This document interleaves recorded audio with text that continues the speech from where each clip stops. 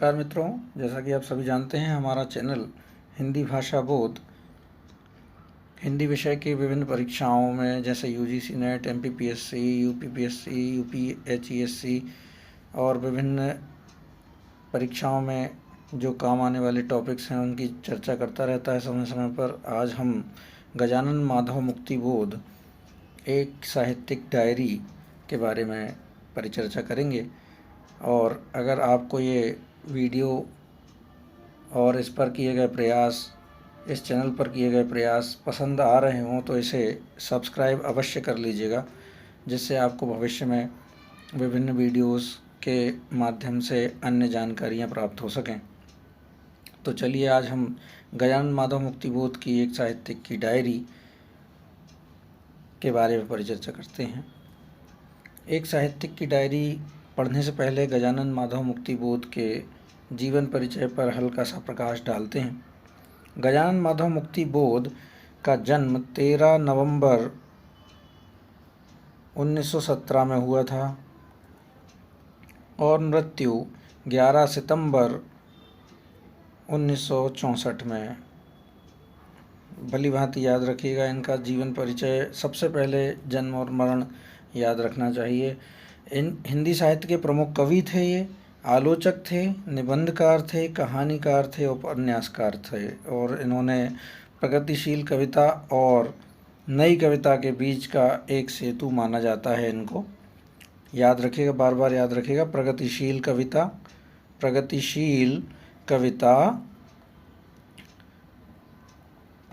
कविता एवं नई कविता के बीच का सेतु किसे माना जाता है? तो मुक्तिबोध को। ऐसा याद रखना है आपको, बहुत बार प्रश्न बन सकता है। इनका जन्म आपको पता ही हो गया है, 13 नवंबर 1917। मृत्यु हुई थी 11 सितंबर 1964 को। ये हमारे मध्य प्रदेश में जन्मे थे। श्योपुर एक ज़िला है वर्तमान में। उस समय पे श्योपुर ग्वालियर में संभाग, चंबल संभाग में आता था। ग्वालियर संभाग में जो मध्य प्रांत और बरार के क्षेत्र के अंतर्गत आता था। मृत्यु इनकी भोपाल में हुई थी। इनका जीवन परिचय है कि इनके पूर्वज जो थे जलगांव खानदेश के निवासी थे। वहाँ से 19वीं सदी में इनके परदादाजी ग्वालियर प्रदेश, उस समय जो था मध्य प्रदेश का हिस्सा, वहाँ पर आके बस गए थे श्योपुर नामक कस्बे में। इनके वासुदेव जी के पुत्र जो थे, अर्थात वासुदेव जो थे परदादा थे, उनके पुत्र अर्थात मुक्तिबोध के दादा गोपाल राव वासुदेव थे। उनके पुत्र जो थे गोपाल राव के माधव राव मुक्तिबोध थे, अर्थात इनके पिताजी मुक्तिबोध के, जो गजानन माधव मुक्तिबोध के पिताजी का नाम माधव राव मुक्तिबोध था और उन्हीं की संतान हमारे मुक्तिबोध जी थे। इनका आरंभिक जीवन जो था बहुत लाड़ प्यार में गुजरा। ये तीसरी संतान थे अपने माता पिता की। इनके पूर्व इनके 2 बड़े भाई कम आयु में ही मृत्यु को प्राप्त हो गए थे, जिससे इन्हें खूब स्नेह मिला और इसकी वजह से ये थोड़े से हठी और ज़िद्दी भी हो गए थे। इनके पिता पुलिस विभाग में इंस्पेक्टर थे। अक्सर उनका तबादला होता रहता था, इसलिए मुक्तिबोध की पढ़ाई में बाधा भी पड़ती रहती थी। 1930 में मुक्तिबोध ने मिडिल की परीक्षा उज्जैन ज़िले से दी थी, जिसमें वे फेल हो गए थे। कवि ने इस असफलता को अपने जीवन की महत्वपूर्ण घटना के रूप में स्वीकार किया है।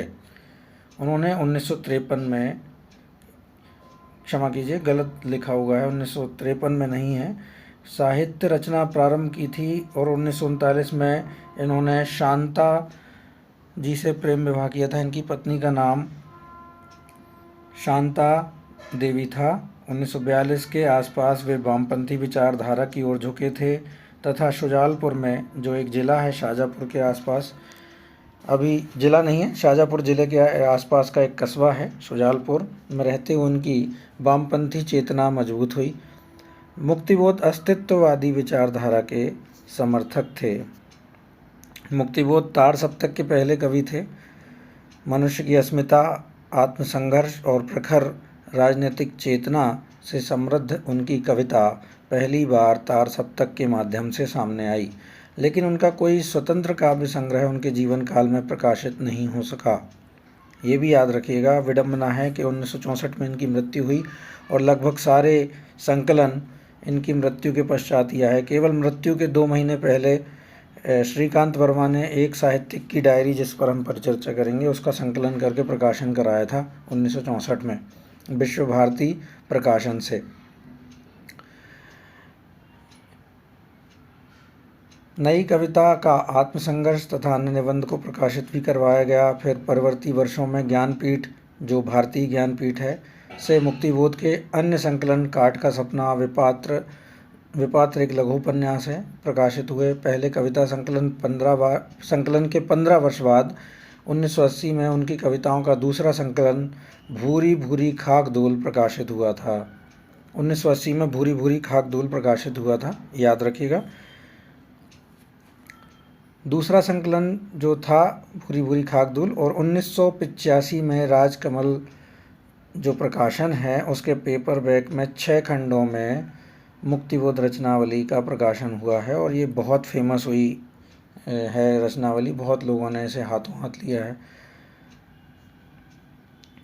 इनका जो कविता संग्रह है, ऐसा याद रखना है, समय और काल के परिस्थिति के अनुसार जो सन दिए गए हैं उनके आधार पर बात कर लेते हैं।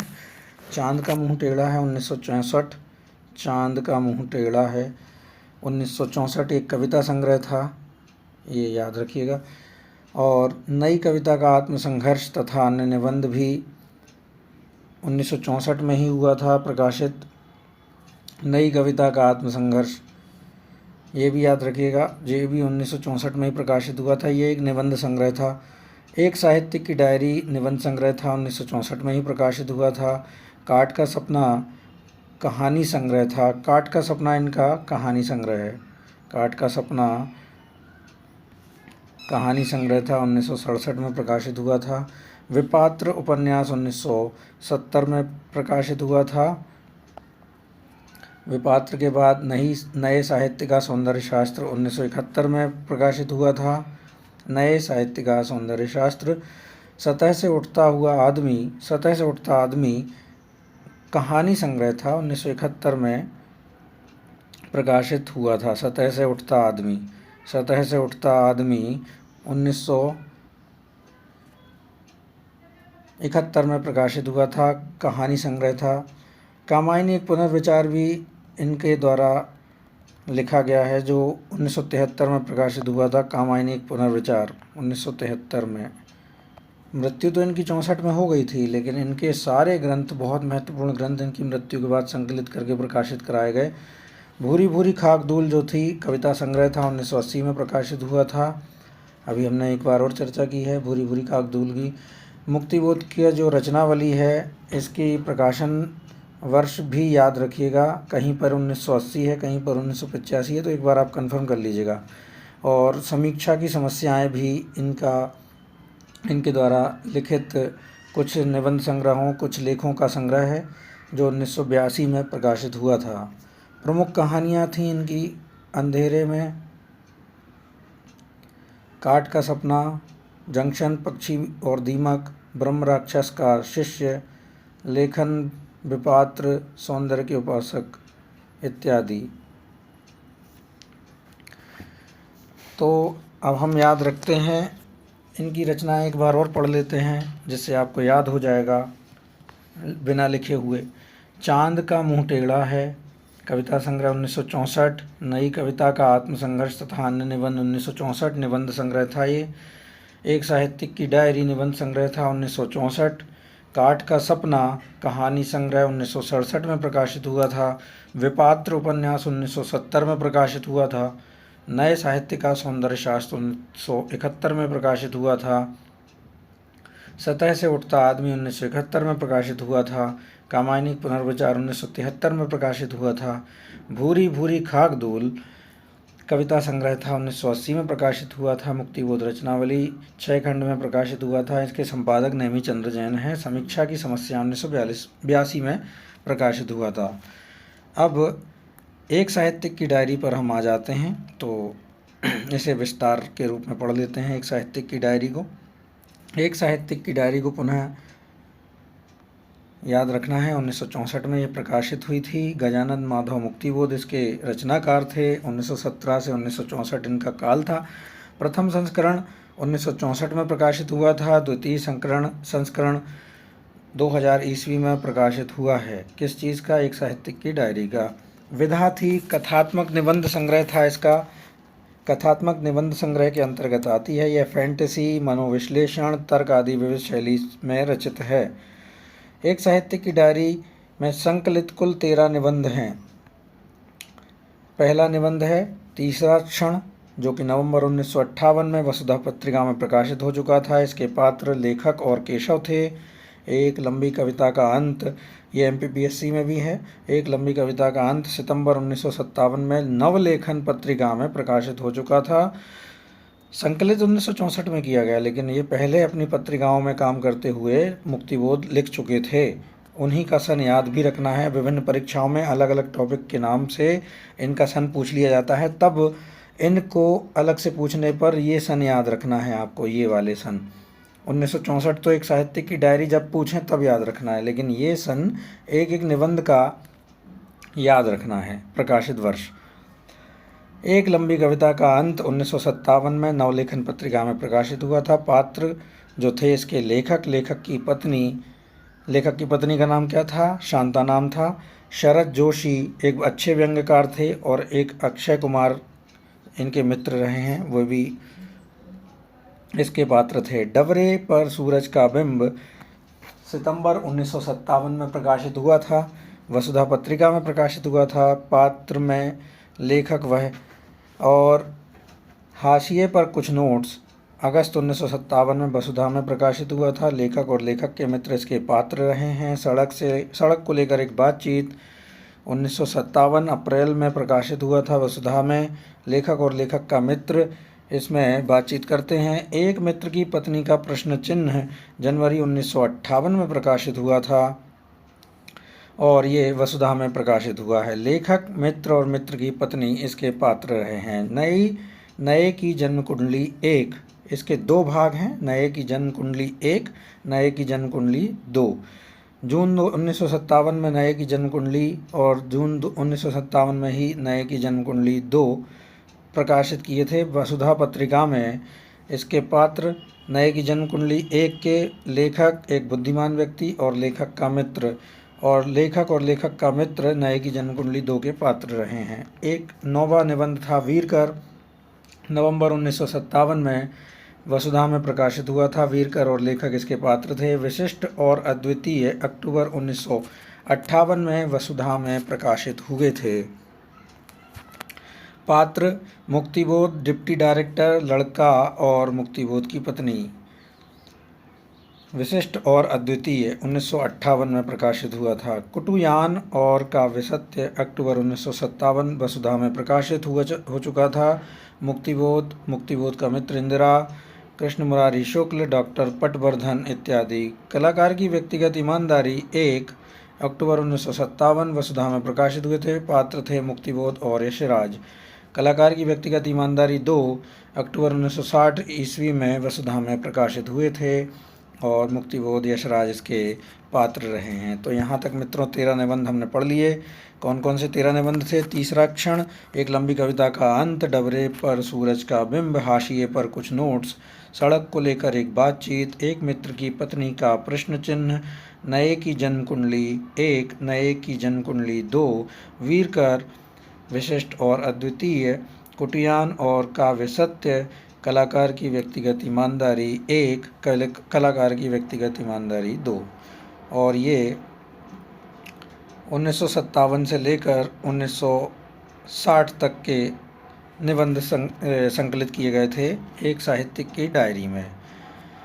यहाँ पर इसी का एक अंश बहुत महत्वपूर्ण के रूप में ये लिखते हैं कि व्यक्तिगत ईमानदारी का अर्थ जिस अनुपात, जिस मात्रा, जो भावना या विचार उठा है, जिस अनुपात या जिस मात्रा में जो भावना या विचार उठा है उसको उसी मात्रा में प्रस्तुत करना होता है। व्यक्तिगत ईमानदारी का अर्थ है जिस अनुपात, जिस मात्रा में जो भावना या विचार उठा है उसको उसी मात्रा में प्रस्तुत करना। जो भावना विचार जिस स्वरूप को लेकर प्रस्तुत हुआ है उसको उसी स्वरूप में प्रकाशित करना लेखक का धर्म है। ये आपको याद रखना है। एक साहित्यिक की डायरी के महत्वपूर्ण कथन आपको याद रखना है। ये एक एक कथन आपको बहुत महत्वपूर्ण साबित होगा। परीक्षाओं में कई बार आ चुके हैं एक कथन, आशा है आप याद करेंगे। मनुष्य का व्यक्तित्व एक गहरा रहस्य है, मुक्तिबोध ने कहा है। पूछेंगे कि ये किसने कहा है, तो मनुष्य का व्यक्तित्व एक गहरा रहस्य है, ये मुक्तिबोध ने कहा है। मन एक रहस्यमय लोक है, मुक्तिबोध ने ही कहा है। मन एक रहस्यमय लोक है। सौंदर्य प्रतीति का संबंध सृजन प्रक्रिया से है। केशव एक पात्र रहा है इनके निबंध संग्रहों में, वहाँ से लिया गया है। केशव जो था तीसरा क्षण नामक निबंध में से एक पात्र था, वहाँ से उसके द्वारा कहा गया एक कथन है। सौंदर्य प्रतीति का संबंध सृजन प्रक्रिया से है। अनास्था आस्था की पुत्री है, कितनी बार पूछा गया है किसने लिखा है, किसने कहा है, तो मुक्तिबोध ने कहा है। अनास्था आस्था की पुत्री है एक लंबी कविता का अंत एक इनका निबंध है, वहाँ से लिया गया है। आलोचक साहित्य का दरोगा है, डबरे पर सूरज का बिंब, मुक्तिबोध ने कहा है। कुंठा शब्द प्राइडवाद व मार्क्सवाद की संकर संतान है, मुक्तिबोध ने कहा है। एक साहित्य की डायरी के अन्य महत्वपूर्ण जो वाक्य हैं वो हमें पढ़ना है और बहुत अच्छे से पढ़ना है। यहाँ से प्रश्न बनते हैं। मनुष्य का व्यक्तित्व एक गहरा रहस्य तीसरा क्षण में से लिया गया है। इसको अब हम पॉइंट वाइज पढ़ेंगे। तीसरा क्षण में से ही ये लिए गए हैं ये वाक्य। मनुष्य का व्यक्तित्व एक गहरा रहस्य है। तथ्य का अनादर करना, छुपाना, उससे परहेज करके दिमागी तलघर में डाल देना न केवल गलत है वरन उससे कई मानसिक उलझनें उत्पन्न होती हैं। तथ्य का अनादर करना, छुपाना, उससे परहेज करके दिमागी तलघर में डाल देना न केवल गलत है वरन उससे कई मानसिक उलझनें उत्पन्न होती हैं। मुझे लगता है कि मन एक रहस्यमय लोक है, उसमें अंधेरा है, अंधेरे में सीढ़ियाँ हैं, सीढ़ियाँ गीली हैं, सबसे निचली सीढ़ी पानी में डूबी हुई है। वह अथाह काला जल है, उस अथाह जल से स्वयं को ही डर लगता है। इस अथाह काले जल में कोई बैठा है, शायद मैं ही हूँ। गांधीवाद ने भावुक कर्म की प्रवृत्ति पर कुछ इस ढंग से जोर दिया है कि सप्रश्न बौद्धिक प्रवृत्ति दबा दी गई है। असल में यह गांधीवादी प्रवृत्ति प्रश्न विश्लेषण और निष्कर्ष की बौद्धिक क्रियाओं का अनादर करती है। गांधीवाद ने भावुक कर्म की प्रवृत्ति पर कुछ इस ढंग से जोर दिया है कि सप्रश्न बौद्धिक प्रवृत्ति दबा दी गई है। असल में यह गांधीवादी प्रवृत्ति प्रश्न विश्लेषण और निष्कर्ष की बौद्धिक क्रियाओं का अनादर करती है। अगला कथन है, किसी वस्तु या दृश्य या भाव से मनुष्य जब एकाकार हो जाता है तब सौंदर्य बोध होता है। ये बहुत महत्वपूर्ण पंक्ति है। किसी वस्तु या सब्जेक्ट और ऑब्जेक्ट, वस्तु और उसका दर्शन, इन दो पृथक तत्वों का भेद मिटकर जब सब्जेक्ट ऑब्जेक्ट से तादात्म्य प्राप्त कर लेता है तब सौंदर्य भावना उद्भुत होती है। सारे दर्शन का मूल आधार सब्जेक्ट ऑब्जेक्ट रिलेशनशिप की कल्पना है। स्वपक्ष और वस्तुपक्ष की परिकल्पनाएं और उन दो पक्षों के परस्पर संबंध की कल्पना के आधार पर ही दर्शन खड़ा होता है। दर्शन कहाँ पे है? सारे दर्शन का मूल आधार सब्जेक्ट ऑब्जेक्ट रिलेशनशिप की तुलना है, स्वपक्ष और वस्तुपक्ष की परिकल्पनाएं और उन दो पक्षों के परस्पर संबंध की कल्पना के आधार पर ही दर्शन खड़ा होता है। हिंदी में मन में बाह्य वस्तु को ही वस्तु समझा जाता है। तुम एक लेखक की हैसियत से बोल रहे हो इसलिए ऐसा कहते हो, किंतु सभी लोग लेखक नहीं हैं, दर्शक हैं, पाठक हैं, श्रोता हैं। वे हैं इसलिए तुम भी हो। यह नहीं कि तुम हो इसलिए वे हैं। वे तुम्हारे लिए नहीं हैं, तुम उनके संबंध से हो। पाठक या श्रोता तादात्म्य या तन्मयता से बात शुरू करें तो तुम्हें आश्चर्य नहीं होना चाहिए। मैं चाहता हूँ कि साहित्य संबंधी धारणाएं वास्तविक साहित्य में विश्लेषण के आधार पर बनाई जाएं। जिस प्रकार विज्ञान में इंडक्शन से डिडक्शन पर आया जाता है, तथ्यों के संग्रह से उनके विश्लेषण द्वारा उनके सामान्यीकरण से अनुमान और निष्कर्ष निकाले जाते हैं, उसी प्रकार साहित्य में इंडक्शन से डिडक्शन पर क्यों ना आया जाए? इंडक्शन का क्षेत्र केवल हिंदी साहित्य तक ही सीमित क्यों रहे? उपन्यास क्या है? या पढ़ाते समय हम विश्व के प्रमुख उपन्यासों के उपरांत भी यह ठहराए कि उपन्यास किसे कहते हैं, उसका शिल्प क्या है, अथवा उसके प्रधान अंग क्या होते हैं। इसी प्रकार साहित्य में सौंदर्य किसे कहते हैं, इस प्रश्न के ऊहापोह का क्षेत्र केवल हिंदी की आत्मपरक कविता और हिंदी साहित्य तक सीमित ना रखें। केवल तटस्थ व्यक्ति ही तदाकार हो सकता है। संकट काल में मेहमान दुश्मन होता है। मेरे ख्याल से महत्वपूर्ण बात यह है कि कला के 3 क्षण होते हैं। यदि उनमें जरा सी भी भीतरी कमजोरी रही तो चाहे वह बौद्धिक आकलन की कमजोरी हो या संवेदन क्षमता की हो, कृति पर उसका तुरंत प्रभाव होगा। कला के कितने 3 क्षण माने हैं इन्होंने। कला का पहला क्षण है जीवन का उत्कट दिव्य अनुभव क्षण। दूसरा क्षण है इस अनुभव का अपने कसकते दुखते हुए मूलों से पृथक हो जाना और एक ऐसी फैंटेसी का रूप धारण कर लेना मानो वह फैंटेसी अपनी आँखों के सामने ही खड़ी हो। तीसरा और अंतिम क्षण है इस फैंटेसी के शब्दबद्ध होने की प्रक्रिया का आरंभ और उस प्रक्रिया की परिपूर्ण अवस्था तक की गतिमानता। फैंटेसी को शब्दबद्ध करने की प्रक्रिया के दौरान जो सृजन होता है, जिसके कारण कृति क्रमशः विकसित होती जाती है, वही कला का तीसरा और अंतिम क्षण है। सौंदर्य प्रतीति का संबंध सृजन प्रक्रिया से है। सृजन प्रक्रिया से हटकर सौंदर्य प्रतीति असंभव हो जाती है। सौंदर्य प्रतीति का संबंध किससे है? सृजन प्रक्रिया से है। सृजन प्रक्रिया से हटकर सौंदर्य प्रतीति असंभव हो जाती है। प्राकृतिक सौंदर्य या नारी सौंदर्य का अवलोकन व्यक्तिबद्ध होने से सही अर्थों में सौंदर्य अनुभव नहीं कहा जा सकता। कवि शब्दों के अर्थ परंपरा से आरंभ होकर भाषा की सफाई और चमक के निर्वाह के लिए प्रकृतिकरण के हेतु आदर भाव तत्वों को ही काट देते हैं। कवि शब्दों के अर्थ परंपरा से आरंभ होकर भाषा की सफाई और चमक के निर्वाह के लिए प्रकृतिकरण के हेतु आदर भाव तत्वों को ही काट देते हैं। अर्थ स्पंदनों के पीछे सार्वजनिक सामाजिक अनुभवों की परंपरा होती है। अर्थ स्पंदनों के पीछे सार्वजनिक सामाजिक अनुभवों की परंपरा होती है।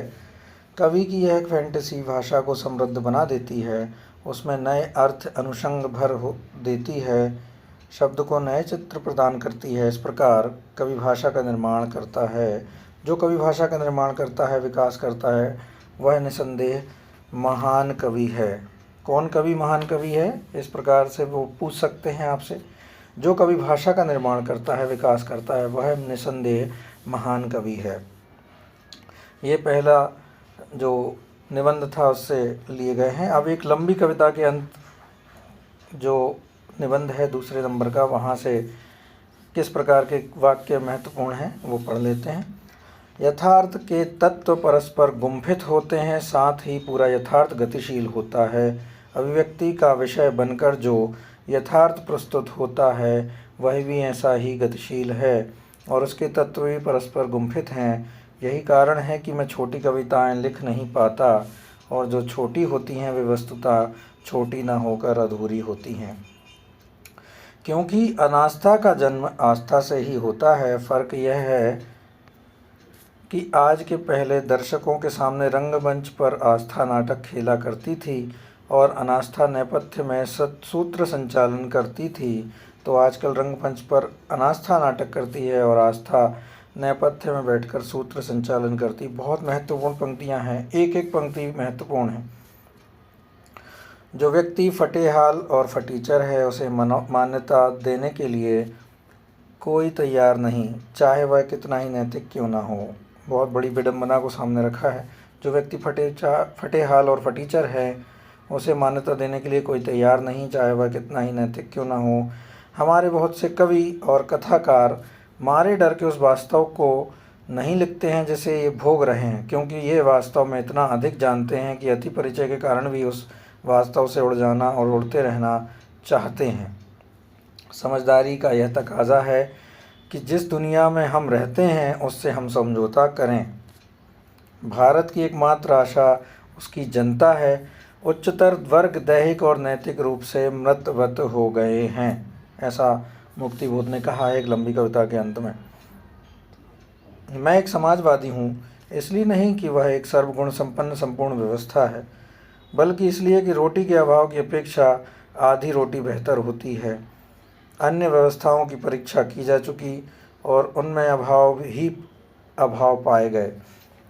अब इस व्यवस्था की भी परीक्षा कर ली जाए, अगर और किसी बात के लिए नहीं तो केवल नवीनता के लिए ही क्यों न सही। रूसी राज्य क्रांति के पहले स्वामी विवेकानंद का यह कथन है। स्वामी विवेकानंद ने क्या कहा है? मैं समाजवादी हूँ, इसलिए नहीं कि वह एक सर्वगुण संपन्न संपूर्ण व्यवस्था है, बल्कि इसलिए कि रोटी के अभाव की अपेक्षा आधी रोटी बेहतर है। ये बहुत महत्वपूर्ण कथन है।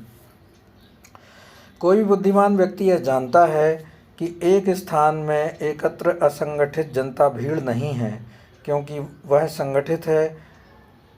जहाँ संगठन है वहाँ एक प्रेरणा और एक उद्देश्य भी है। जहाँ एक प्रेरणा और उद्देश्य है वहाँ एक स्फीत और सक्रिय चेतना है।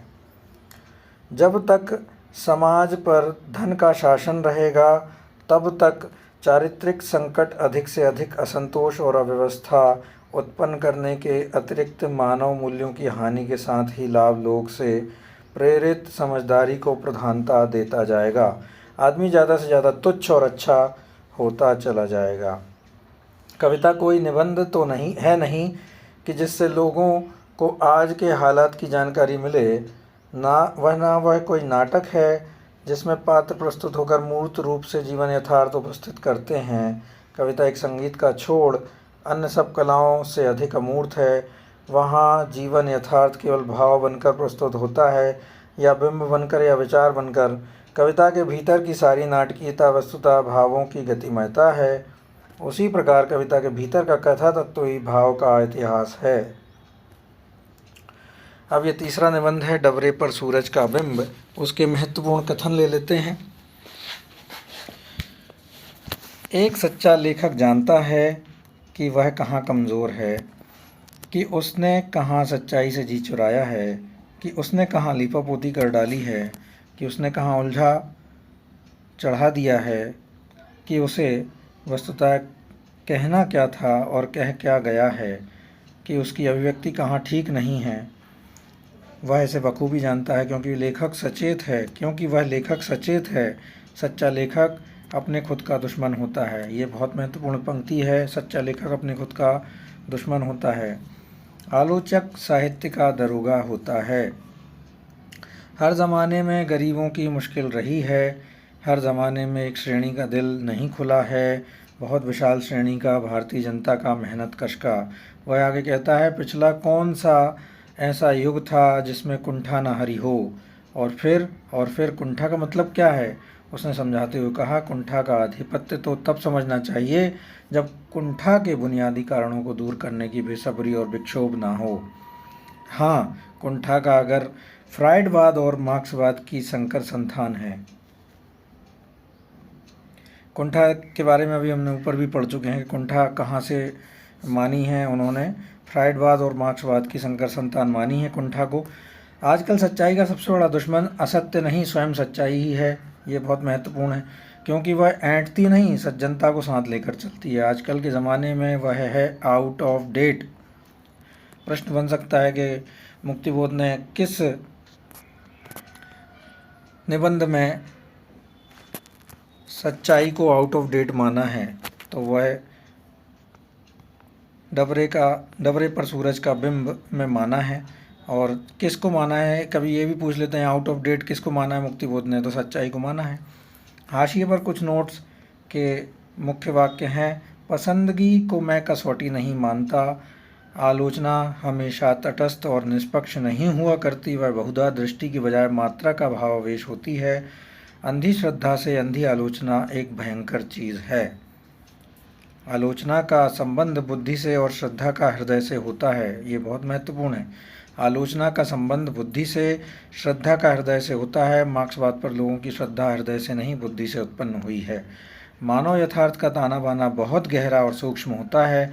आलोचना का कार्य वस्तुतः सिद्धांतों के प्रकाश के अलावा एक सूक्ष्म कौशल भी है। सड़क को लेकर एक बातचीत में क्या क्या लिखा है उन्होंने? जो व्यक्ति साहित्यिक दुनिया में से जितना दूर रहेगा, ये बहुत महत्वपूर्ण पंक्ति है, जो व्यक्ति साहित्यिक दुनिया से जितना दूर रहेगा उसमें अच्छा साहित्यिक बनने की संभावना उतनी ही ज़्यादा बढ़ जाएगी। साहित्य के लिए साहित्य से निर्वासन आवश्यक है, इसको आप रट लीजिएगा। नई कविता आधुनिक भावबोध पर चलती है। नई कविता किस भावबोध पर चलती है? आधुनिक भावबोध पर चलती है। काव्य सत्य भावना प्रसूत है, परंतु उस काव्य सत्य का नैतिक उत्तरदायित्व है। हम उसे केवल काव्य सत्य कहकर नहीं टाल सकते, वह सत्य हमारे व्यक्तित्व से कुछ मांग करता है। एक मित्र की पत्नी का प्रश्न चिन्ह। व्यक्ति निर्माण में चेतन मन का रोल बहुत ही कम होता है और उसमें कम रोल संकल्प शक्ति का। दोनों के रोल निसंदेह कम होते हैं, लेकिन होते हैं बहुत ही महत्वपूर्ण। इतने महत्वपूर्ण कि उन्हीं के कारण मनुष्य है। एक बार और पढ़िए। व्यक्ति निर्माण में चेतन मन का रोल बहुत ही कम होता है और उससे कम रोल संकल्प शक्ति का। दोनों के रोल निसंदेह कम होते हैं, लेकिन होते हैं बहुत ही महत्वपूर्ण। इतने महत्वपूर्ण कि उन्हीं के कारण मनुष्य है। चेतन मन का और संकल्प शक्ति का दो रोल। साहित्य पर आवश्यकता से अधिक भरोसा रखना मूर्खता है, ये भी बहुत महत्वपूर्ण है। नए की जन्म कुंडली 1 में क्या लिखा है? मैं परिवर्तन के परिणामों को देखने का आदी था, परिवर्तन की प्रक्रिया को नहीं। परिवर्तन के परिणामों को देखने के आदी था, परिवर्तन की प्रक्रिया को नहीं। सामाजिक सुधार का कार्य केवल अप्रत्यक्ष प्रभावों को सौंप देने के कारण ही साहित्य में भी गड़बड़ है। नए की जन्म कुंडली 2 में क्या कहा है? भारतीय जीवन की भीतरी गति का आपके साहित्य में प्रतिबिंब हो या ना हो, उसकी तलाश हो या ना हो, वह गति आपसे कन्नी काट कर निकल जाएगी। साहित्य में संघर्ष अधूरा रह जाएगा क्योंकि वह जीवन में अधूरा रहा। वीरकर एक निबंध था, उसमें क्या क्या महत्वपूर्ण कथन है? साहित्य में तत्व कम है, वारण्य है कि जीवन में बहुत अधिक है। वह जीवन तो जिया या भोगा जाता है, उसमें इतने अधिक तत्व हैं, सुबह से लेकर शाम तक मन पर उन तत्वों का इतना अधिक संवेदनात्मक प्रहार होता रहता है कि उत्तेजित होकर मस्तिष्क की रगें, मस्तिष्क के तंतु अपने आराम के लिए उन तत्वों को टाल देते हैं। लेखक अपने हृदय मन को बधिर करने के लिए अपने मन में किसी शून्यत्व का निर्माण कर लेता है और स्वयं भी उसमें खो जाता है। शून्यत्व का निर्माण करता है अपने हृदय मन को बधिर करने के लिए। एक व्यक्ति भावना का, एक जिंदगी का, अपने जीवन का दृश्य दिखता है, वह कितनी झूठाई में जी रहा है। वह न केवल एक झूठ निर्माण कर रहा है। विशिष्ट और अद्वितीय में क्या लिखा है? हमारे अधिकांश कवि अद्वितीय हैं, वे स्वयं इस अद्वितीयता की रक्षा करते हैं। भावात्मकता का कारण केवल लेखक की विवाहहीन संतानहीन स्थिति में नहीं खोजा जा सकता। वैफल्य तरह तरह के होते हैं। कटुयान और काव्य सत्य। पढ़ी लिखी स्त्री आवश्यकता से अधिक शिक्षा प्राप्त, लेकिन उसमें दम नहीं है, उसके पास रीढ़ की हड्डी नहीं है। काव्य में हमेशा अनिवार्य रूप से जीवन के मूल्य या आदर्श प्रकट नहीं होते, मात्र भाव प्रकट होते हैं। मन वचन कर्म के सामंजस्य की भारतीय साहित्यिक परंपरा के वह विरुद्ध जाता है। साहित्य को हमें विविध पक्षी दृष्टियों से देखना आवश्यक है और वस्तुतः साहित्य की कसौटी एक नहीं न अनेक हैं, वरन अनेकों अभेद्य इकाई हैं। इसलिए केवल यह कह देना कि साहित्य के में प्रकट जीवन मूल्य उसके साहित्यिक गुणों की कसौटी नहीं, मात्र एक अस्थायी कार्यकारी मान्यता के रूप में ही ग्रहण करना चाहिए। ज्ञान शक्ति की सीमाओं का गहरे से गहरा ज्ञान होना चाहिए, जिससे कि गलतियां टाल सकें, अपने कार्यों को अधिक फलप्रद बना सकें। कलाकार की व्यक्तिगत ईमानदारी। 1. जिंदगी एक महाविद्यालय या विश्वविद्यालय नहीं है, वह एक प्राइमरी स्कूल है जहां टाट फट्टी पर बैठना पड़ता है। ये बहुत महत्वपूर्ण है। लेखन कार्य में आत्मपरक पक्ष को महत्व देकर वस्तुपरक पक्ष की उपेक्षा की जाती है। चित्रण करते समय आत्मपरक पक्ष को प्रधानता दी जाती है, वस्तुपरक पक्ष को नहीं। मध्ययुगीन भारतीय काव्य में कुछ महत्वपूर्ण अपवादों को छोड़ प्रधान प्रवृत्ति वस्तु पक्ष के वर्णन की ओर ही और अधिक रही।